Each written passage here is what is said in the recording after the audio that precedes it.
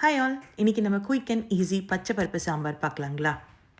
நான் ஒரு 3/4 கப் பச்சை பருப்பும் 1/4 கப் தோரம் பருப்பும் எடுத்துக்கிட்டேங்க. அது நல்லா தண்ணியில் அலசிட்டு அதில் நான் இப்போ காய்கறிகள்லாம் ஆட் பண்ண போகிறேன். ஒரு 8 சின்ன வெங்காயம், 3 பச்சை மிளகா, 5 பூண்டு, ஒரு கேரட், 3 பொட்டேட்டோ குட்டி குட்டியாக சாப் பண்ணி இதில் ஆட் பண்ணிக்கிட்டேங்க. அப்புறம் ஒரு தக்காளி குட்டி குட்டியாக சாப் பண்ணி ஆட் பண்ணிக்கிட்டேன். கொஞ்சம் மஞ்சள் பொடி, கொஞ்சம் உப்பு, ஒரு டேபிள் ஸ்பூன் நல்லெண்ணெய் ஆட் பண்ணிக்கிட்டேங்க. இதெல்லாம் ஆட் பண்ணிவிட்டு ஒரு 1/2 கப் தண்ணி தேவையான அளவு குக்கரில் ஊற்றிக்கோங்க. நம்ம இதில் விசில் வைக்க போகிறோம். நான் ஒரு 4-5 விசில் மீடியம் ஃப்ளேமில் வச்சுருந்தேங்க.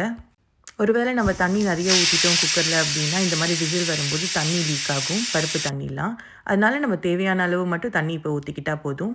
இது நல்லா வெந்துட்டதுக்கப்புறம் இதை ஓப்பன் பண்ணிவிட்டு நம்ம இன்னும் நிறைய தண்ணி எக்ஸ்ட்ரா ஊற்றிக்கலாம்.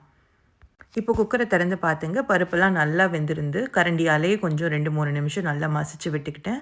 இதுக்கப்புறம் நான் ஒரு 3 கப் தண்ணி இதில் ஆட் பண்ண போகிறேங்க. நம்ம பருப்பு எடுத்தோம்ல அதே கப்லாலேருந்து ஊற்றிக்கலாம். தண்ணி ஊற்றிட்டதுக்கப்புறம் அது கொதிக்கும் போதே நம்ம மசாலா பவுடர்லாம் ஆட் பண்ண போகிறோம். நான் இப்போ சாம்பார் பொடி 2 டீஸ்பூன் ஆட் பண்ணிக்கிட்டேங்க. அதுக்கப்புறம் அதில் உப்பு ஆட் பண்ணிக்கோங்க, தேவையான அளவு செக் பண்ணி பார்த்துட்டு. ஆட் பண்ணிவிட்டு இது நல்லா ஒரு 3-4 மினிட்ஸ் நல்லா கொதிக்க விட போகிறேங்க. அது கொதித்து வரும்போதே நம்ம ஒரு புளி தண்ணி ஊற்ற போகிறோம். அந்த புளி நெல்லிக்காய் சைஸ் புளியை எடுத்து நான் ஏற்கனவே ஊற வச்சுருந்தேன். அதை இதில் இப்போ நான் ஆட் பண்ணிக்க போகிறேன். அதை ஆட் பண்ணிவிட்டு ஒரு 5 மினிட்ஸ் கொதிச்சிச்சுன்னா நம்மளோட சாம்பார் ரெடி ஆகிடுங்க. இதுக்கு ஒரு தாளிப்பு நம்ம கொடுக்கணும்ல, அதுக்கு நான் என்ன பண்ணேன், இந்த சாம்பாரை இன்னொரு அடுப்பில் மாற்றிட்டு ஒரு வானல் வச்சுக்கிட்டேங்க. அந்த வானலில் ஒரு 3 டீஸ்பூன் ஆஃப் ஆயில் ஆட் பண்ணிக்கிட்டேன்.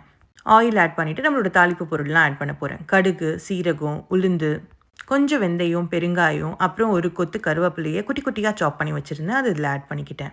அப்புறம் ஒரு அரை வெங்காயம் ஆட் பண்ணிக்கிட்டேங்க. அதையும் குட்டி குட்டியாக சாப் பண்ணி வச்சுருந்தேன். இதெல்லாம் நல்லா மிக்ஸ் பண்ணிவிட்டு நம்ம இப்போ சாம்பாரில் கொட்ட போகிறோம்.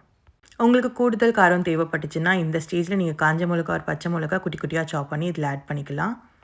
இப்போ என்னோடய தாளிப்பு ரெடி ஆகிடுச்சுங்க. இதை சாம்பாரில் போட்டு நான் மிக்ஸ் பண்ண போகிறேன்.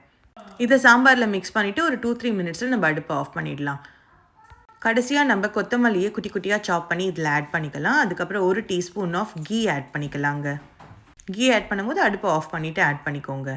அவ்வளோதான், நம்ம சாம்பார் ரெடி ஆகிடுச்சு. இந்த சாம்பார் இட்லி, தோசை, பூரி, சாதம் எல்லாத்துக்குமே ரொம்ப சூப்பராக இருக்குங்க. ட்ரை பண்ணி பாருங்கள். ட்ரை பண்ணி பார்த்துட்டு உங்களோட கமெண்ட்ஸை சொல்லுங்கள். தேங்க்யூ.